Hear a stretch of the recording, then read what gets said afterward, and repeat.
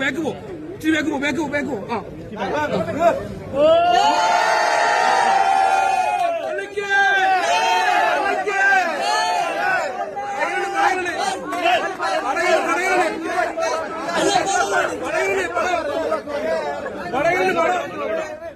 നല്ലൊരു ഫിലിമാണ്. ക്യാമറയായാലും യാതൊരു ലാഗില്ല. നല്ലൊരു മേക്കിംഗ് ആണ്. ഫിക്ഷണൽ മൂവിയാണ്.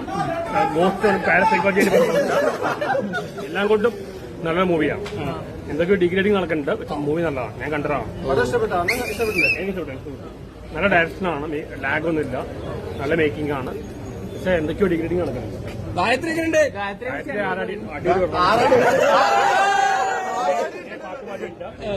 കാണാൻ നല്ല സുന്ദരി ഇതാണ്, ഭംഗിയുണ്ട്.